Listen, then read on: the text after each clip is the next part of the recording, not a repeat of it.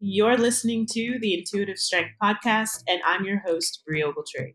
I'm an online fitness coach teaching women how to use strength training and nutrition to build a body they love, but I'm also a strong believer in holistic wellness, which includes all aspects of your life. While this podcast is heavily focused on fitness and nutrition, we'll also dive into other topics that attribute to total wellness to include mental health, financial health, relationships, and stress management, to name a few. Thanks for tuning in, and I hope you enjoy the episode.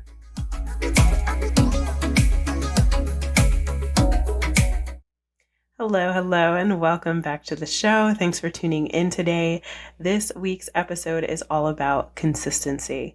So consistency is one of the number one struggles that I hear from women as to why they're not getting in their workouts, why they're not seeing the results that they want to see. So this episode is all about 5 easy steps that you can take to skyrocket your workout or training consistency. Before we get started, please make sure that you are subscribed to the show, whether you're listening on YouTube or you're listening on your favorite podcasting app. It just helps me get the word out about the podcast. It helps more people discover the podcast, and it would really help me out a great deal. So be sure to like and subscribe this video. So consistency is the number one struggle for women, and coincidentally, it is one of the most important ingredients in getting the results that you want to get out of your workouts and out of your exercise and movement journey. So these 5 steps, I'm going to go in the order that I think are the most important, but as long as you incorporate these 5 steps, you should see a skyrocket in your personal consistency when it comes to showing up for your movement and your workouts. So number 1 is to do a time audit. So a time audit is really just taking an objective look at how you're spending your time from day to day, from hour to hour, from week to week, and identifying those areas of time where you may have some downtime, or maybe those areas of time where you are spending it doing things that are a little less productive or a little less important to the day. It really should only take a few days up to maybe a week for you to really identify some of those gaps in your time and some of those areas in your time where you may be spending them, binging episodes, binging Netflix, or scrolling on your phone. So what you're going to want to do with those is to jot them down and take note of when those specific times are. Once you're aware of how much downtime you have in your schedule, then you can start to identify the best times for you to get your workouts in. From there, you're going to mark those times on your calendar. You're going to identify how long per session you have. So maybe you come up with 3 sessions per week. Maybe you have 45 minutes to get in a solid workout. You're going to put that on your calendar. So that's step number 2, is you're going to make it a real event on your calendar to show up for. We want to treat these meetings, these times with ourselves, as if we are meeting somebody else for coffee, or we're meeting somebody for lunch, or it's an important work meeting, right? You wouldn't cancel on those people if you had it in your calendar. So definitely do not cancel on yourself and treat it like an important meeting that you're going to, regardless of whether or not you're actually meeting up with somebody or not. Step number 3 is to create your workout plan based on the time that you do have available to train. So you've done your time audit, you have those times in your calendar when you're going to work out. Now is time to craft the perfect workout plan to fit into that particular time slot in your calendar.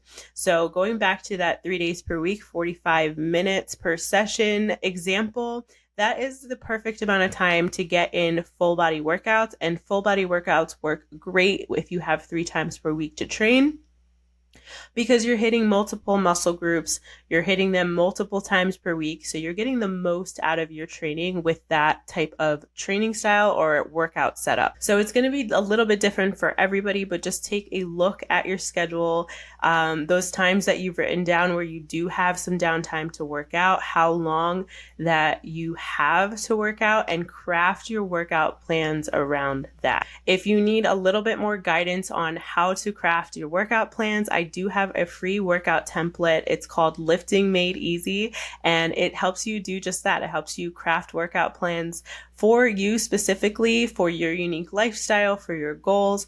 It kind of lays it out for you, shows you the important elements of what a solid workout plan looks like, and helps you map out your exercises and your workout plan. So if you're interested in that, you can go to train.iscoaching.fit/lift. So we're at step number 4 now. So step number 4 is probably one of the most important steps in getting consistent with your workouts, which a lot of people tend to skip, and that is to layer in accountability. So there are different layers of accountability when it comes to working out or really anything in life, but really be honest with yourself on this step and figure out what it's going to take for you to show up for your workouts.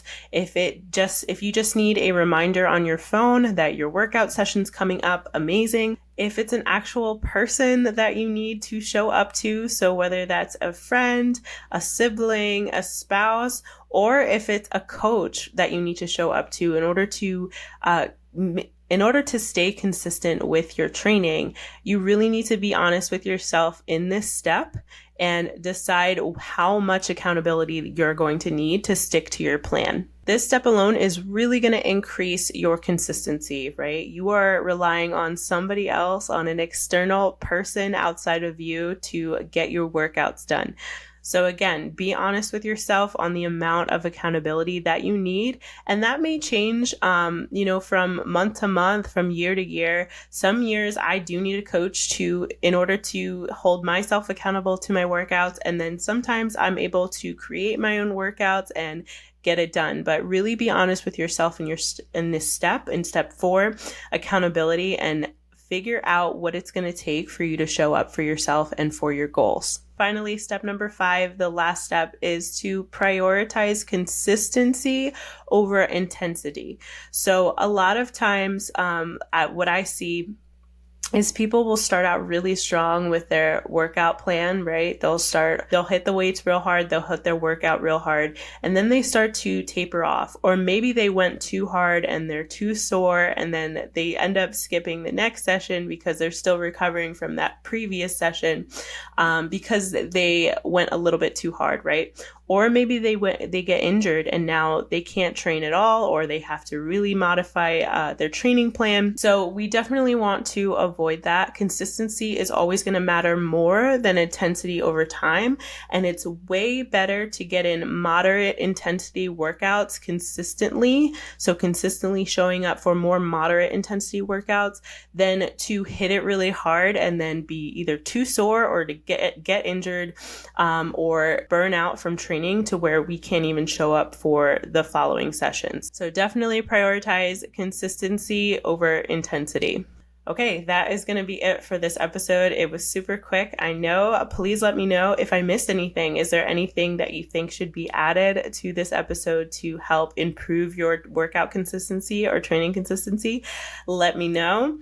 And finally, if you are interested in that free template, you can get that at train.iscoaching.fit/lift. And I will see you in the next one. Bye.